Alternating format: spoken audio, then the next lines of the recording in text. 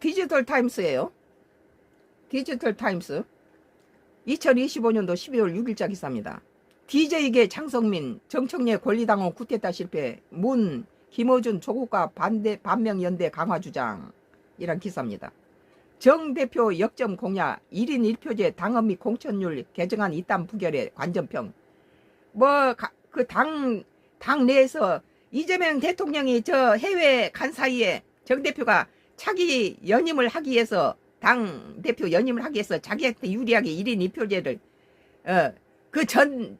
전체의 16%만 갖다가 불러가지고 거기에서 뭐 80%인가 뭐 90% 지지를 받았다고 막 승리한 것처럼 하는데 전체의 16% 가지고 모이게 해서 거기에서 돈 안 내도 돼. 이번 뭐 10월이니까 9월까지만 내면 회비 낸 사람만 다 들어와.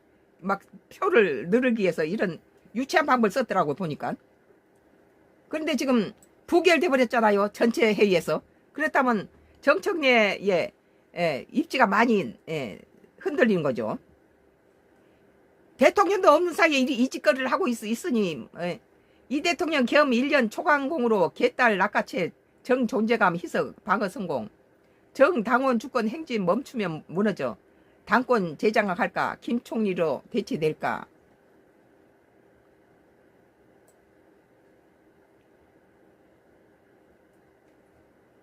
정청래 더불어민주당 당대표 핵심 공약인 1인 1표제 당헌 개정안과 공천률 개정안이 당 중앙위 과반수 확보 실패로 부결되자 야권 일각에서는 정청래의 권리당원 쿠데타 실패라고 꼬집었습니다.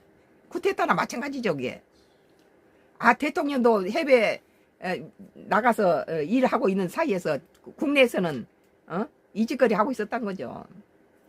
김대중 전 대통령 최측 비서 옛 새천년 민주당 출신인 장성민 국민의힘 전 의원은 6월 SNS를 통해 내년 지방선거를 앞둔 정명 전쟁 전초전에서 일단 정청래 대표가 패했다. 이재명 대통령 쪽 방어전이 성공했다. 정 대표가 방심했고 이 대통령 쪽 공세적 방어책이 먹혔다. 이같이 말했다.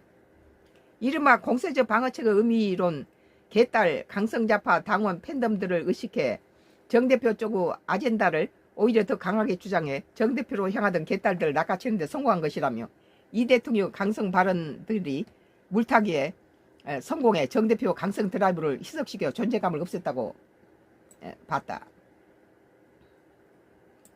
그런 대표적인 선제 포석이 김민석 국무총리실 산하 75만 명 공무원들에 대한 핸드폰